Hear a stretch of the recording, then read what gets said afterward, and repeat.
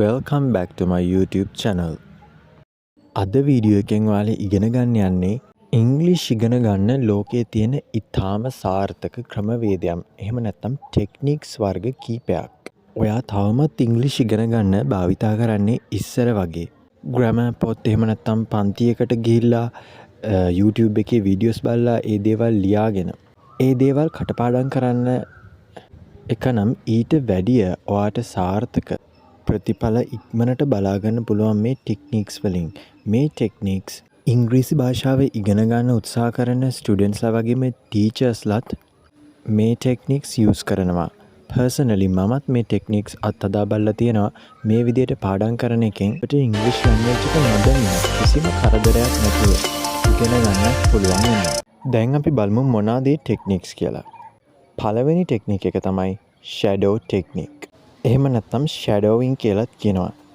Shadow technique එකේදී අපි කරන්නේ ඉංග්‍රීසි නේටිව් ස්පීකර් කෙනෙක්ගේ වීඩියෝ එකක්. ඒ කියන්නේ උපතින්ම ඉංග්‍රීසි භාෂාව තමන්ගේ මව් භාෂාව විදිහට භාවිතා කරන ලද පුද්ගලයෙක් ගේ ඔඩියෝ එකක් හරි වීඩියෝ එකක් පොඩ්කාස්ට් එකක් තමන් කැමති ඕනම ස්ටඩි මටීරියල් එකක් යූස් කරන්න පුළුවන්. ඊට පස්සේ ඒ වීඩියෝ එකේ තියෙන විදිහට ඒ ස්පීකර්ගේ උච්චාරණය, ස්වරය, රිද්මය අනුකරණය කරමින් ඔයා ඒක නැවත ඔයා විසින් උත්සාහ කිරීම. ඒ කියන්නේ ඒ ස්පීකර්ව ඉමිටේට් කරන්න උත්සාහ කිරීම වගේ දෙයක්. ඒ කියන්නේ පර්සනලි මම කියනම් මම කොහොමද මේ ෂැඩෝ ටෙක්නික් එක යූස් කරන්න කියලා. මම පළවෙනියටම මම කැමති වීඩියෝ එකක්, මම කැමති ස්පීකර් කෙනෙක්ගේ වීඩියෝ එකක් හරි පොඩ්කාස්ට් එකක් හරි ඩවුන්ලෝඩ් කරගන්නවා. සබ්ටයිටල්ස් උත් එක්කම. YouTube එකේ නම් අපිට ඊටම පහසුවෙන් සබ්ටයිටල්ස් ඔන් කරගන්න පුළුවන්. ඊට පස්සේ වීඩියෝ එකේ තියෙන ඩිෆිකල් වර්ඩ්ස් මම ලියා ගන්නවා. ඊට පස්සේ Google සර්ච් කරලා ඒ වගේ මීනින් එක බලනවා. මේක ඉංග්ලිෂ් පුළුවන් කරගන්න තියෙන ඉතාම හොඳ ටෙක්නික් එකක්. මොකද අපි නේටිව් ස්පීකර් කෙනෙක්ගේ වීඩියෝ එකක්, නේටිව් ස්පීකර් කෙනෙක්ගේ ස්පීකින් බලනකොට අපට ආයෙ සැකයක් නැහැ. එයා නිවැරදිම දේ තමයි කතා කරන්න කියලා අපි දන්නවා. මේ කාලේදී නම් අපිට මේ ටෙක්නික් එක යූස් කරන්න ඉතාම පහසුයි. මොකද හැම තැනම කන්ටෙන්ට්ස් තියෙනවා. හැම YouTube වීඩියෝ එකකෙම ඉන්ටර්විව් පොඩ්කාස්ට් දානවා. ඒ වගේම ඔයාලා කැමති ඕනම දෙයක්, කාටුන් එකක්, මූවි එකක්, මූවිස් බලන්න කැමති අය අනික ඔයා කැමති දෙයක් බලනකොට ඒක ඔයාට අමාරුවෙන් පාඩම් කරන්න හදනවා කියලා දැනෙන්නෙත් නැහැ. ඔයා ආස කරන දෙයක් බලනකොට ඔයාට කොහොමත් ආසයි මේකේ මීනින් එක දැනගන්න. ඒ වගේම තමයි මේ YouTube channel එකෙත් ඔයාට ඒ වගේ fluent speakers ලගේ conversations වලින් වීඩියෝ clips වලින් English ඉගෙන ගන්න පුළුවන්. මම ඒ වගේ වීඩියෝස් උත් හදලා තියෙනවා. ඒවත් බලන්න. මේ තියෙන්නේ ඔයාට shadow technique එක කරනකොට සැලකිලිමත් විය යුතු කරුණු. එහෙම නැත්නම් shadow technique එක කරන විදිහ. පළවෙනියටම choose the audio or video. පැහැදිලි native speaker කෙනෙක්ගේ හොඳ වීඩියෝ එකක් තෝරගන්න. ඊළඟට කරන්න තියෙන්නේ listen carefully. ඊටම හොඳින් සවන් දෙන්න. ඒ ස්පීකර්ගේ වේගය, ස්වරය, රිද්මය, ඒ කියන්නේ රිද්ම් එක, එයාගේ ඇක්සන්ට් එකට ඊටම හොඳින් අවධානය දීලා ඒ පවසන දේ තේරුම් ගන්නට උත්සාහ කරන්න. next start from the basic. ආරම්භයේදී ඊටම සංකීර්ණ දේවල් වලට යන්න එපා. ඔයා ඉංග්‍රීසි ඉගෙන ගන්න අලුතෙන් පටන් ගන්න කෙනෙක් නම් ඔයා බේසික් දේවල් වලින් පටන් ගන්න. එක්සැම්පල් කාටුන් කිඩ්ස්ලාට තියෙන දේවල් වලින් ස්ටාර්ට් කරන්න. එකපාරම සංකීර්ණ දේවල් බලන්න උත්සාහ කරන්න එපා. එතකොට ඒ වගේ තියෙන්නේ ඇඩ්වාන්ස් ඉංග්‍රීසි සමහර වෙලාවට ඔයාලට තේරුම් ගන්න අපහසුයි. අවසානයේට read aloud. ඊටාම හයියෙන් ඒ කිව්ව නේටිව් ස්පීකර් වගේම කියන්න උත්සාහ කරන්න. නැවත නැවත ඒක ප්‍රනවුන්ස් කරන්න. මේ ස්පීක් කරන එක තමයි ඔයාට ඉංග්‍රීසි ෆ්ලුවෙන්ට් වෙන්න කරන්න තියෙන ඉතාම හොඳම දේ. ඒ වගේම ඔයාට පුළුවන් නම් සබ්ටයිටල්ස් ඔන් කරගන්න. ඒ වගේම එතනදී තියෙන ඩිෆිකල්ට් ෆ්‍රේසස් වෙනම පොතක ලියාගෙන ඒ වගේ මීනින් එකත් ලියාගන්න. මේ ෂැඩෝ ටෙක්නික් එක විතරක් නෙමෙයි, හැම ටෙක්නික් එකක්ම භාවිතා කරලා ඔයාට ඉංග්‍රීසි ෆ්ලුවෙන්ට් වෙන්න, ඉංග්‍රීසි හොඳට පුළුවන් කරගන්න ඕන නම් එකම එක දෙයක් තියෙනවා. ඔයා පුරුදු වෙන්න ඕනි. ඒ තමයි කන්සිස්ටන්සි. කන්සිස්ටන්සි තිබුණොත් තමයි ඔයාට ඉංග්‍රීසි ලර්නින් ජර්නි එකේ ගොඩක් දුර යන්න පුළුවන්. ෆ්ලුවෙන්ට් ස්පීකර් කෙනෙක් ඉතාම හොඳින් ඉංග්‍රීසි ඉක්මනටම පුරුදු කරගන්න පුළුවන්. කන්සිස්ටන්සි කියන්නේ එක දිගට කරගෙන යාම. ඔයා මේ ඉංග්‍රීසි ලර්න් කරන එක ටික දවසක් කළා නවත්තලා දැම්මොත් එහෙම වුණොත් ඔයාට ෆ්ලුවන්ට් ස්පීකර් කෙනෙක් වෙන්න බැරි වෙනවා. ඔයා එක දිගටම ඉංග්‍රීසි ඉගෙන ගන්න ඕනේ මේ ෂැඩෝ ටෙක්නික්ස් වගේම අනිත් ටෙක්නික්ස් භාවිතා කරමින් ඔයාගේ ඉංග්‍රීසි ලර්නින් ජර්නි එක දිගට පියවරෙන් පියවර කරගෙන යන්න ඕනේ. ටිකෙන් ටික තමයි ඔයා ෆ්ලුවන්ට් ස්පීකර් කෙනෙක් බවට පත් වෙන්නේ. දැන් අපි බලමු නෙක්ස්ට් ටෙක්නික් එක. නෙක්ස්ට් ටෙක්නික් එක තමයි මිරර් ටෙක්නික්. මිරර් ටෙක්නික් එකේදී සිද්ධ වෙන්නේ ඉංග්ලිෂ් ලර්නර් ඒ කියන්නේ ඉංග්‍රීසි ඉගෙන ගන්න පුද්ගලයා මිරර් එකක් ගාවට එහෙම නැත්නම් කණ්ණාඩියක් ගාවට ගිහිල්ලා තමන්ගේම රිෆ්ලෙක්ෂන් තමන්ගේ ප්‍රතිබිම්බයත් සමග කතා කරමින් ඉංග්‍රීසි පුහුණු වීම. මෙහෙම කතා කරනකොට ඔයාගේ උච්චාරණය ඔයාගේ ඉංග්‍රීසි ස්පීකින් ස්කිල් එක වගේම ඔයාගේ කොන්ෆිඩන්ස් එකත් වැඩි වෙනවා. මොකද ඔයාට පේනවා ඔයා කතා කරන විදිහ. එතකොට ඔයාගේ බොඩි ලැන්ග්වේජ් එකේ ඔයාගේ කතා කරන විලාසයේ අඩුපාඩු ඔයාට දැනගන්න පුළුවන් වෙනවා. දැන් අපි බලමු කොහොමද මිරර් ටෙක්නික් එක කරන්න කියලා. පළවෙනියටම ටොපික් එකක් චූස් කරන්න ඕනේ. choose a topic. ඔයාට පුහුණු වීමට අවශ්‍ය මාතෘකාවක් හෝ වාක්‍ය කටලයක් තෝරා ගන්න. මොකක් හරි ඩයලොග් එකක් එහෙම නැත්නම් පේපර් එකක් ඉන්ටර්නෙට් එකේ තියෙන ආටිකල් එකක් ඕනම දෙයක් අරගෙන මේක මිරර් එක ඉස්සරහට ගිහිල්ලා ඔයා කියන්න. ඔයා ඩයලොග් එකක් කියනවා නම් ඔයා එක්ස්ප්‍රෙෂන්ස් ඒ ෆීලිංග්ස් දෙමින් කියන්න. එතකොට ඔයාට කොන්ෆිඩන්ස් එකක් එනවා ඉංග්‍රීසි ස්පීක් කරද්දී. හොඳයි. ඔයා දැන් මාතෘකාවක් තෝරගෙන ඉන්නේ. මාතෘකාවක් එහෙම නැත්නම් ආටිකල් එකක් ටොපික් එකක් තෝරගෙන ඉන්නේ. ඊට පස්සේ මොකක්ද කරන්න කියලා අපි බලමු. ඊළඟට prepare the materials. ඒ අවශ්‍ය කරන material එක ඩයලොග් එක ඔයා ෆෝන් එකෙන්ද බලාගෙන කියන්නේ එහෙම නැත්නම් බුක් එකක්ද ඒක රෙඩි කරගන්න. ඊට පස්සේ stand in front of the mirror. Mirror එක ඉස්සරහා ඉඳගෙන ඔයා පුහුණු වෙන්න සූදානම් වෙන්න. ඔයාගේ රිෆ්ලෙක්ෂන් එක දිහා බලාගෙන අඩුපාඩු බලන්න සූදානම් වෙන්න. ඊට පස්සේ read aloud. ඊටාම හයියෙන් ඊටාම හොඳින් වචන උච්චාරණය කරමින් මේ ඩයලොග් එක මේ ඕනම දේ ආටිකල් එක හරි ඩයලොග් එක හරි ඔයා කියවන දේ ඊටාම හොඳින් ශබ්ද නගලා කියවන්න. මම කියන්නම් මම කොහොමද මේ මිරර් ටෙක්නික් එක කරන්න කියලා. මම සාමාන්‍යයෙන් මිරර් එකක් ඉස්සරහට ගිහිල්ලා නෙමෙයි මේ ටෙක්නික් එක කරන්නේ. මම මගේ ෆෝන් එකේ හරි ලැප්ටොප් එකේ හරි කැමරා එක ඕපන් කරලා මම ඒ ඩයලොග් එක කියනකොට ඒක රෙකෝඩ් කරනවා. රෙකෝඩ් කරාට පස්සේ ඒ කියන්නේ මාව පේන විදිහට මං කොහොමද මගේ බොඩි ලැන්ග්වේජ් එක මම කතා බහ කරන විදිය පේන විදිහට මම වීඩියෝ එක රෙකෝඩ් කරනවා. ඊට පස්සේ මම ඒක අපව බලනවා. මේ විදිහට මේකෙන් වෙන්නේත් අපි මිරර් එක ගාවට ගියත් අපි ෆෝන් එකේ වීඩියෝ ඔන් කරලා රෙකෝඩ් කරත් දෙකෙන්ම සිද්ධ වෙන්නේ අපේ රිෆ්ලෙක්ෂන් එක පේන එක. අපිව පේනවනේ. ඒක නිසා ඔයාලට අවශ්‍ය නම් ඔයාව රෙකෝඩ් කරන එකත් කරන්න පුළුවන්. මිරර් ටෙක්නික් එක කරනකොට ફોකස් කරන්න ඕනේ දේවල් තුනක් තියෙනවා. focus on pronunciation. pronunciation එක. ඒ කියන්නේ උච්චාරණය පිළිබඳව ફોකස් කරන්න ඕනේ. observe your body language. ඔයාගේ body language එක ඔයා කතා කරන විදිය, present කරන විදිය, ඔයාගේ ශරීරයෙන් ඔයා දේවල් කරන විදිය බලන්න ඕනේ. ඒ වගේම record yourself. ඔයාව record කරන්න පුළුවන් නම් ඔයාට ඒ දේවල් බලලා පස්සේ හිමීට ඒ දේවල් වල අඩුපාඩු මොනවද කියලාත් බලා ගන්න පුළුවන් වෙනවා. ඊළඟ ටෙක්නික් එක තමයි tongue twisters.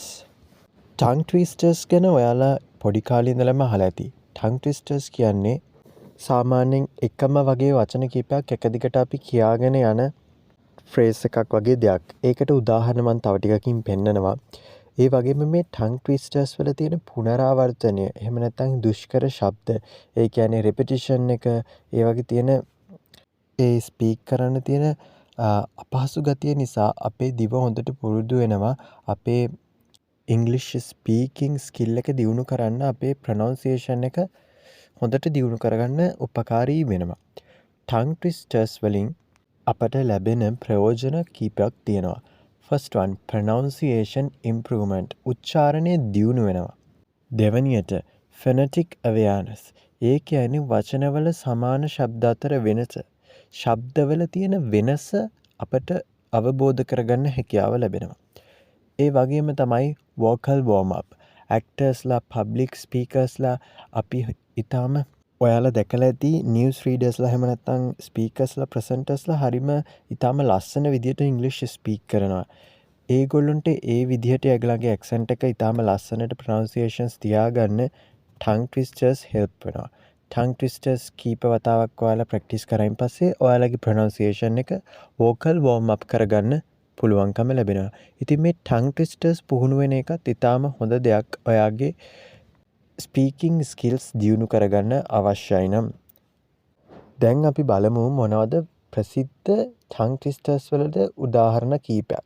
ඔයාලා මේවා තනියම කියවන්න පුළුවන්ද කියලා try කරලා බලන්න. Peter Piper picked a peck of pickled peppers. A peck of pickled peppers Peter Piper picked. If Peter Piper picked a peck of pickled peppers, where the peck of pickled peppers Peter Piper picked? අපි සිංහලෙනුත් මේ වගේම tongue twisters භාවිතා කරනවා. Example එකක් තමයි චූටි ටීචර්ගේ චූටි torch එක කියලා අපි පොඩි කාලේ ඉඳලම එක දිගට කියාගෙන යනවනේ. ඒ වගේම twisters තමයි මේ English tongue twisters. මේවා ඔයාලා එක දිගට කියාගෙන යනකොට ඔයාලගේ pronunciation එක දියුණු වෙනවා. ඔයාලට පේනවා ඇති දෙවෙනියට තියෙනවා she sells seashells. She sells seashells by the seashore. The seashells are surely seashells. So if she sells seashells on the seashore, I'm sure she sells seashore shells.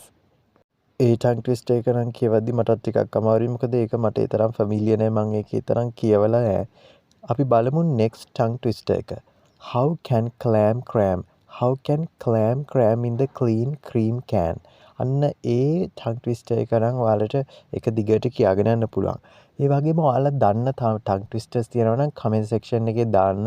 ඒ වගේම ඒවත් ඔයාලා ගෙදරදී නැවත කියලා tongue twisters පුරුදු වෙන්න. Let's see what's the next technique. Image training. Image training තමයි ඊළඟ technique එක. Image training කියලා කියන්නේ යම්කිසි රූපයක් දෘශ්‍යකරණයක් එහෙම නැත්නම් mind map එකක් ආධාරයෙන් ඔයා දකින රූපය describe කිරීම විස්තර කිරීම visualize කරමින් ඉංග්‍රීසි පුහුණු වීම තමයි image training වලදී සිදු කරන්නේ. මම image training කරන හැටි කියලා දෙන්නම් ඔයාලට. image training කරන්න පුළුවන් පළවෙනි ආකාරයක් තමයි mind mapping භාවිතා කිරීම. mind map කරනවා කියන එක ඔයාලා අහලා ඇති. mind map කරලා අපිට සාමාන්‍යයෙන් ඔයාලගේ තියෙන අනිත් subjects ඔයාලා පොඩි කාලේ mind map use කරනවා. භාෂා සංකල්ප, ව්‍යාකරණ රීති හෝ වචනමාලාවේ තේමා දෘශ්‍ය ලෙස සංවිධානය කිරීමට mind map හෝ රූප සටහන් සාධාරණයි. ඒ කියන්නේ mind map එකක් හදලා ඔයා ඒකේ තියෙන grammatical දේවල් පුහුණු වීම තමයි image training මගෙන් කරන්න පුළුවන් වෙන්නේ. ඒ කියන්නේ මේ රූපමය දේවල් ඉමේජ් එකක් දිහා බලලා නැත්තම් මනසින් මොකක් හරි සිනාරියෝ එකක් මතක් කරලා එහෙම නැත්තම් ඇත්තම YouTube වීඩියෝ එකක් TV එකේ වීඩියෝ එකක් බලලා කොහොම හරි ඉමේජ් එකක් විෂුවලයිසර් එකක් භාවිතා කිරීමෙන් ඔයා මේ ඉංග්‍රීසි පුහුණු වීම තමයි මේ ඉමේජ් ට්‍රේනින් කියන ටෙක්නික් එකේදී සිද්ධ කරන්නේ. අපි බලමු තවත් ආකාරයක් ඉමේජ් ට්‍රේනින් කරන්න පුළුවන්. මේක නම් ඔයාලට ඉතාම පහසු ආකාරයක්. අපි බලමු මොකක්ද ඒ කියලා. ඒ තමයි YouTube වීඩියෝස් මගින් ඉංග්ලිෂ් පුහුණු වීම. ඒකත් අදාළ වෙන්නේ ඉමේජ් ට්‍රේනින් වලටම තමයි. මම කියන්නම් කොහොමද YouTube වීඩියෝස් බලලා ඒක ප්‍රොඩක්ටිව්ලි ඔයාගේ ඉංග්ලිෂ් ලර්නින් ජර්නි එකට හෙල්ප් වෙන විදියට YouTube වීඩියෝස් බලන්න කියලා. ෆස්ට් තින් ඔයා YouTube වීඩියෝ එකක් ඔයා කැමති ඕනෙම දෙයක් ඩවුන්ලෝඩ් කරගන්න. එහෙම නැත්නම් ඔයා ඒක YouTube එකේ ඒ කන්ටෙන්ට් එකට ගිහිල්ලා සබ්ටයිටල්ස් ඔන් කරගන්න. ඔයා මේ විදිහේ YouTube වීඩියෝස් බලනකොට native speaker කෙනෙක්ගේ මම කලිනුත් කිව්වා ඒ කියන්නේ ඇත්තම ඇමරිකන් හෝ බ්‍රිටිෂ් කවුරු හරි ෆොරිනර් කෙනෙක්ගේ වීඩියෝ එකක් බලන්න පුළුවන් නම් හොඳයි. එයාගේ මව් භාෂාව ඉංග්‍රීසි වෙන කෙනෙක්ගේ වීඩියෝ එකක්. ඊට පස්සේ ඔයාට කරන්න තියෙන්නේ මේ වීඩියෝ එකේ තියෙන difficult phrases වෙනම පොතක ලියාගෙන මම නම් කරන්නේ phrase එකම ලියා ගන්න එක. ඊට පස්සේ එතකොට අපිට practice වෙනවා real life English. එතකොට අපි ඒක මේ පාඩම් කරන දෙයක් නෙමෙයි.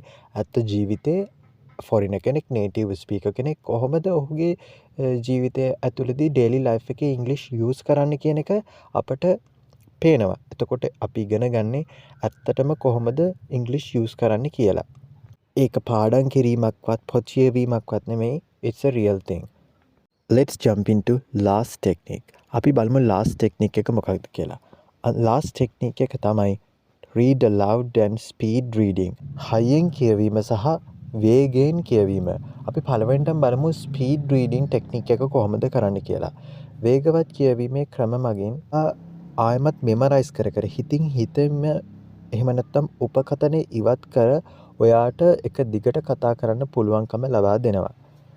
ඒ වගේම තමයි මේ විදිහට ස්පීඩ්ලි අපි රීඩ් කරනකොට අපේ අවධානය හොඳින් පවත්වා ගැනීමටත් අපේ මොළය පුහුණු කරනවා. ඒක ඉංග්‍රීසි වගේම වෙනත් භාෂාවන් ඉගෙන ගැනීමේදීත් යූස් කරන්න පුළුවන්. දෙවැනි ක්‍රමය තමයි ස්පීක් ලවුඩ්. ඊටාම හයියෙන් කියවීම.